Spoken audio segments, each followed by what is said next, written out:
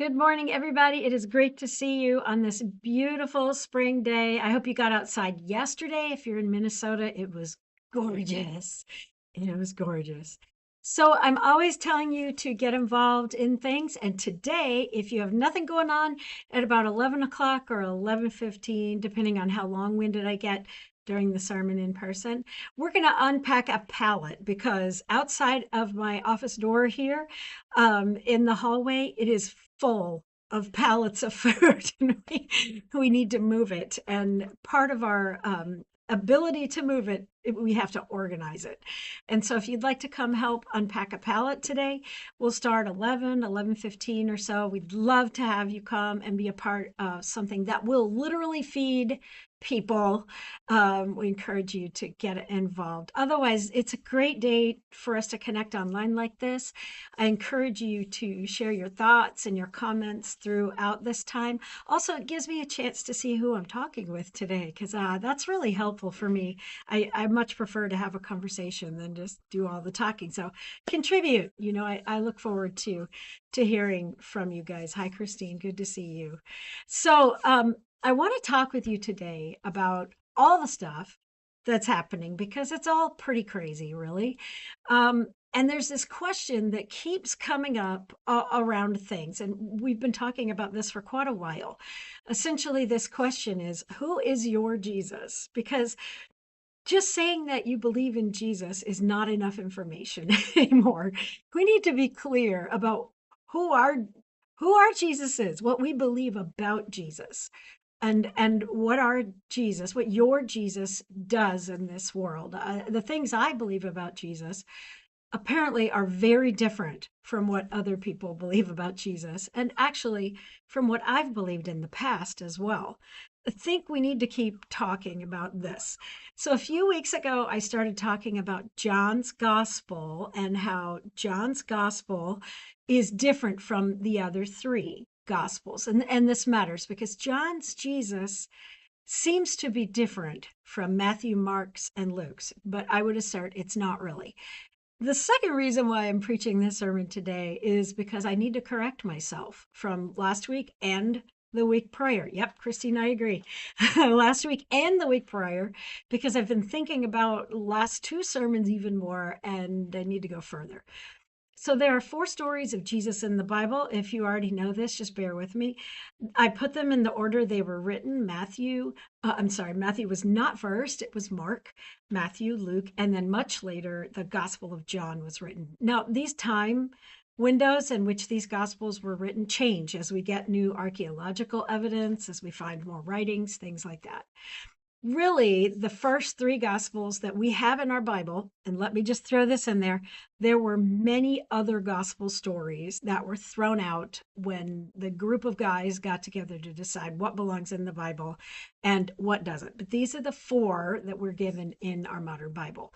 Mark, Matthew, and Luke are very different in the way they're constructed and the way they're written. And let me explain. They're called the synoptic gospels. They tell the story from the beginning and then they let you draw your conclusions. Okay, so it's a timeline, synopsis of what happened. And as I said last week, Mark's gospel is wildly unclear about what happens in multiple things, including the resurrection of Jesus. Just it ends with they ran away and they were afraid. Okay. John's gospel is very different. It shares the conclusion that the writer of this gospel is making, and then the writer of the gospel tells all the stories to back up the conclusion. So I want to share with you the conclusion, which is at John 1, that the writer of the Gospel of John comes to. I shared it with you last week. It's a very famous passage. I'm going to leave a few parts out this week. But if you're curious, I encourage you to look up John 1 and read a bit, okay? In the beginning was the Word, and this is Jesus. And the Word was with God, and the Word was God. He was in the beginning with God. All things came into being through him, and without him, not one thing came into being. What has come into being in him was life, and the life was the light of all people. Thanks, Michael. The light shines in the darkness, and the darkness did not overtake it. This is what the Gospel of John has concluded about who Jesus was, with 60 to 70 years of hindsight and perspective on what has happened in the Jesus movement. We're skipping down to verse 10. He was in the world, and the world came into being through him. Yet the world did not know him. He came to what was his own, and his own people did not accept him. But to all who received him, who believed in his name, and I would expand that and say, and everything he taught and did what he said, he gave power to become children of God, who were born not of blood or of the will of the flesh or of the will of man, but of God. And the word became flesh and lived among us, and we have seen his glory, the glory as of a father's only son, full of grace and truth. Now, last week I said that John's Jesus did three things first in proving this assertion about Jesus, that Jesus's life and teaching was so great that Jesus had to have been God, God's self. Okay. But to back that up, John did three things first. I said last week that Jesus called up the disciples, forming a team. That's what happens in the Gospel of John next. And then the very next thing that happens is Jesus turns water into wine at a wedding, which has a ton of meaning, way more meaning than you might think on the surface. I talked about how really this is about hierarchy, because the lower class people would not have had community help or resources to provide what they needed for the long wedding celebration they had.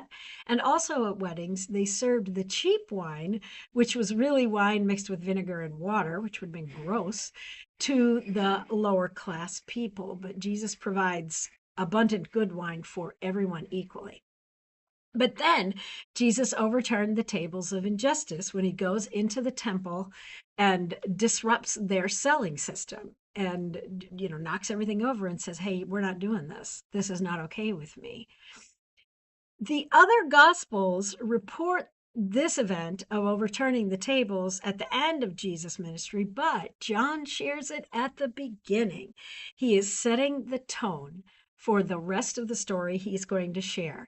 He is telling a story to grip your attention, and these two stories are really important.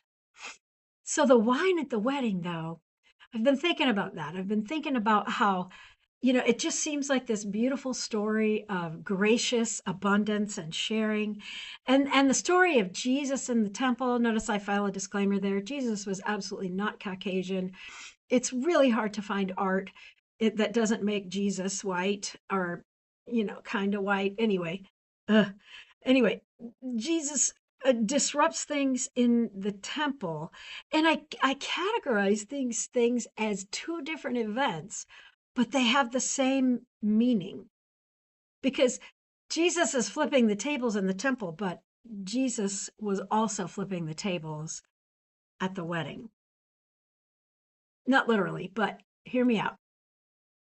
In the temple, the people in the upper middle class were taking advantage of the people in the lower class. The people who had the means to sell sacrificial animals were doing so. And the people who came to buy them had to buy them, because that's the sacrificial system that they were still doing, even though God said years prior that he didn't want anymore. Anyway, it's their way of, I don't know, but they were still doing this. And so the people who had the means to sell those animals that had to be slaughtered or sacrificed were selling them at an exorbitant price and really ripping people off. And people had to buy them, at least they thought so, because the temple taught that was the only way to be right with God. Okay. But those people, upper middle class people, were taking advantage of the people in the lower class who felt that they had to do this. And at the weddings, the people in the lower class were served the cheap wine mixed with vinegar and water. Notice the arrows. In both cases, and others too, Jesus' clear priority is about the people who are in the lower class, because that's who's getting squashed in the temple, and it's who's getting less and treated poorly even at weddings. And Jesus' other priority, yes, Douglas, I agree. And people who, Jesus' other priority is people who were not even included in the lower class. about this a minute. All the people who were in the lower class entering the temple, getting ripped off, all the people going to the weddings in the lower class, getting the cheap, yucky, gross wine at the celebrations. But there was a whole group of people under that, like anybody who was sick or disabled or multiple things, a widow. They weren't allowed to even go to weddings. The women who were menstruating couldn't go to weddings because they were unclean. They weren't even anywhere in this hierarchy or pyramid. They were under it and buried somewhere. Jesus was prioritizing those people too. If you've ever heard of liberation theology, if you then you know what I'm saying here. Otherwise, I encourage you to give it a look. Look up liberation theology. Sometime I'll share a link. I didn't today, but I will when I find a good synopsis article that I really think is worth looking at. Jesus' clear priority in both of these cases are the people who are underneath everybody else, who are pushed down and out, who are disadvantaged and really struggling.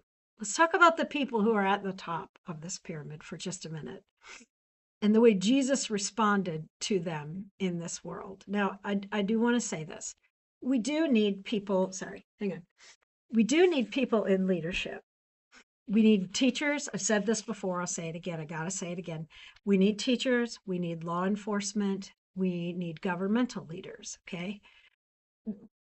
But while hierarchy in leadership is really truly needed in any society, because, we need parents, right? This was different. What they were doing back then, and what's happening now too, in this case, the people in power were not there just because leadership was their job. This is a very different thing, okay? The people at the top of the hierarchy believed that somehow they were better than the people below them. You know this happens, that God made them to be at the top and God gave them the authority to have power over you. This is still true today. If you don't believe me, look up some information about the people who are putting on this day of rededication or prayer that we're supposed to be having in this country today. Do some research on these people. They believe they are better because God made them better, because of their skin color, because of their ethnic origins, because of their sexuality. You hear me? That's what was happening in Jesus' day too. People believed you were born into the caste you belonged in. And if you were upper class, it's because God made you to be that way. And the people below you were always going to be below you because God made them to be that way too. That is not Jesus, friends. I just don't believe it. I read, that is not God. That is not how this works. This whole hierarchy, if you look at that story of the water and the wine, and you look at the story of Jesus, Jesus is flipping the tables in both stories, just doing it in a different way. He's disrupting the hierarchy. He is tumbling it. He is ripping up the inequality. He's taking it and he is flipping it over. He's not just flattening it. Jesus flips it over. So actually, John's Jesus really did two things right after that first introduction where John says that Jesus had to have been deity and God.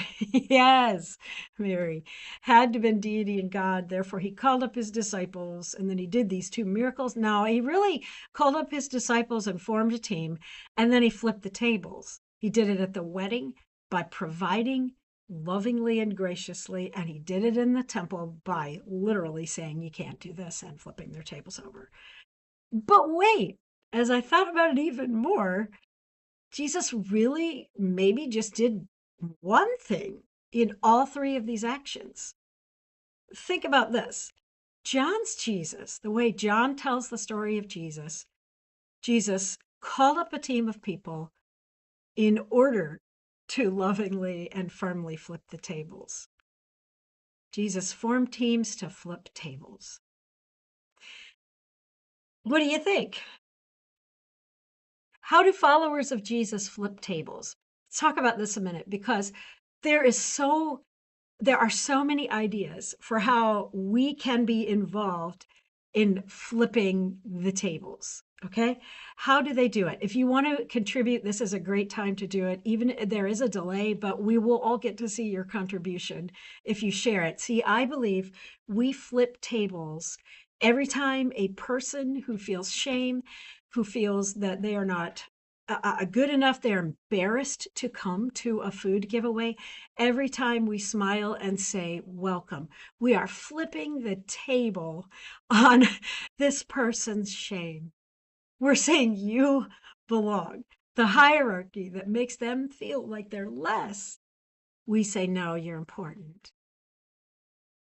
You're important. We flip the table every time we care for someone who is in need. We flip the table when we contact people who are pushed out, pushed down, and marginalized. We flip the table when we stand in advocacy for people of color and people of every diversity, every sexuality. When we stand as advocates, we flip the table. And see, all of these things can be viewed as just beautiful, supportive, and loving. Gracious, generous actions. That's what Jesus did at the wedding. But we also flip the table when we say things that need to be said, when we confront the systems of injustice because they need to change. Flipping tables, friends. It happens in a myriad of ways. We flip tables by loving, and we flip tables by being tough.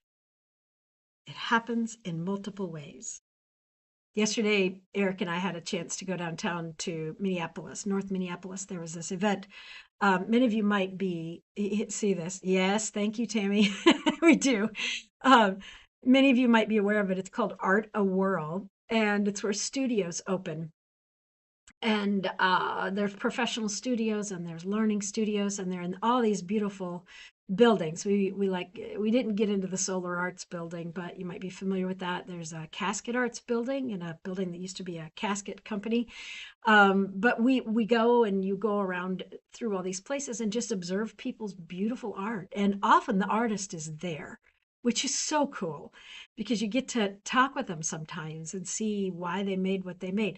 Yesterday at Art Whirl, I was walking through the crowds, and I do mean crowds, and I saw Minnesota.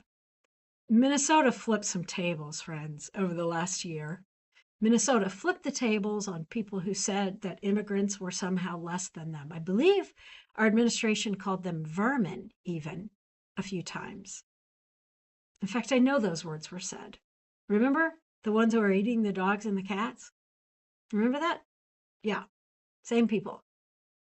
But here, Minnesota comes out, and there were so many diverse people at this event. So many people of every sexuality, of every ethnic background, of every color. And there was so much art that was designed so beautifully to protest, to exhibit what has happened. Yesterday to me was a whole day of flipping tables, of saying, no, injustice doesn't belong. No, you're not less. You were not made to be less. Everyone belongs. Everyone is beautiful. Yesterday was amazing. Look around, friends. Look around, friends. Notice where there are people who are still stuck at the bottom of or under that hierarchy. That's who Jesus is looking for, and that's who we are flipping tables over for. And ultimately, that's what brings salvation and healing to all people. That's what I think. But see, this isn't just John's Jesus who flips tables over. It's not just John's Jesus. I know I've been saying that on purpose, because the gospel according to John, which may or may not have been written by somebody named John, we actually don't really know. But this is not the only gospel in the Bible that portrays Jesus through the lens of equality and justice. Luke's Jesus does it too. Here in 4:18 through 19, the Spirit of the Lord is upon me. Jesus' words. You hear this? Because he has anointed me to bring good news to the poor. You see that? He has sent me to proclaim release to the captives, recovery of sight to the blind. These are the people that didn't even make the hierarchy. To set free those who are oppressed under the weight of all of this crazy. To proclaim the year of the Lord's favor. Man, I saw the year of the Lord's favor yesterday in Minneapolis. Everybody was okay.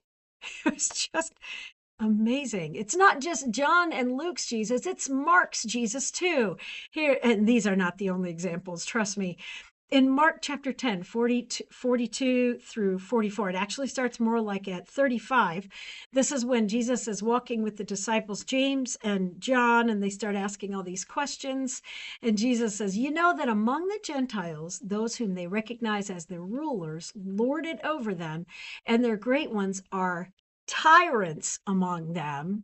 He's talking about that hierarchy of tyranny from the top.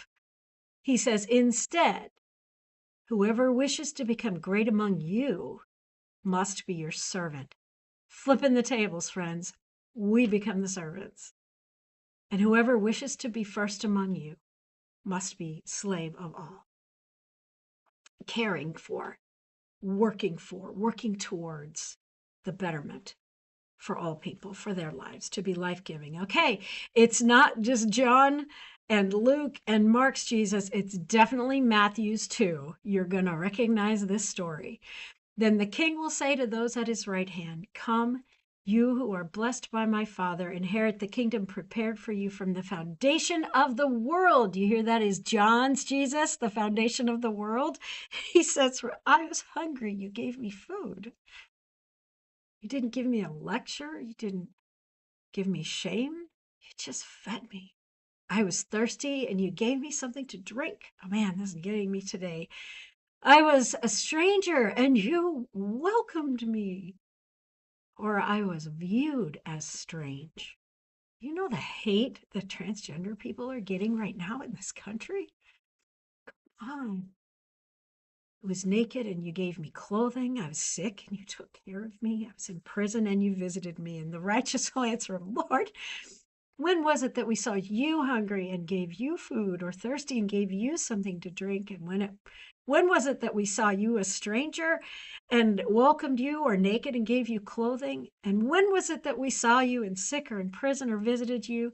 And the king will answer them, truly, I tell you, just as you did it to one of the least of these, my emphasis on the word one, flipping the tables for even just one of these brothers and sisters of mine.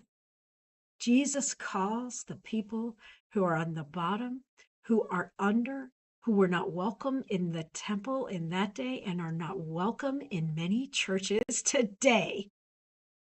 He calls them brothers and sisters, siblings of mine. You did it to me. In other words, this is the team that Jesus is on. What team are we on? And it's not just these passages from John and Luke and Mark and Matthew. There's another one you got to see. It's in Matthew 20:16. It's also written about in Matthew 19 and in Mark 10 and in Luke 13:30. So the last will be first, and the first will be last. Friends, love flips the tables and makes the last first for a change. And the first, if love is the driver, are happy to be last for a change. It's where we flip it over. So what is your Jesus? Who is your Jesus? And what does your Jesus do? Because I think the whole Bible not just the Gospels. I think this goes all the way back through. I think this is what God is really looking for. Everyone having a seat at the table, all voices valuable, all voices heard. I believe this is what Jesus is looking for: equality, equity, giving everyone a chance, and breaking up the hierarchy. So, what happens at the tables that you know? If this is your Jesus, the Jesus that longs for everyone to be offered life-giving love and opportunity, then what happens at the tables you sit at? Any of them. What happens in the places you are? What happens in your workplace, in your families, your churches? What happens in your churches? If you're not a part of this one, I can tell you what happens in this one. But what happens in your world to the people who are pushed down and out and under? What happens to the people who are struggling like this? Are they told, what is it, reading a book? I wonder if it's a Bible. Are they told that it's their fault? They should be ashamed? Are they put on a plane and deported to a place they've never been? What happens in your world? Even in this, what happens in the workplace for you? Even in conversations with friends, are there times when people say or do things that are not the upside down flipping the tables, that are creating or perpetuating the hierarchy, even if they're things like microaggressions about people of color? Are you seeing things like that happen? And if so, are you saying something? Are you offering that kindness and generosity to the people in need? And are you advocating for the people who need you to step up and say something? What's happening? Who is your Jesus? Because, friends, we need to be really clear about who our Jesus is. We need to be very clear because there's crazy stuff going on. I ran into this pastor. I already love him. I've watched a bunch of his stuff already. His name's Bishop Oliver Clyde Allen. And he has a few short words to share about this. I know I'm going a bit long today, sorry. I want you to hear what he says. Here's the truth your pastor will never tell you. There are two Christianities, and there have always been two Christianities. Jesus' teachings were about liberation, love, and about radical love and healing, and Jesus centered the poor and the rejected. But Empire Christianity was always about control and violence and hate and power. From the Crusades to colonization to slavery, the empire has always worn the cross as a camouflage for power. So when people say Christianity is about, don't just agree, ask, which Christianity are you talking about? Because history says the empire's version has always been about lowering and othering and oppressing.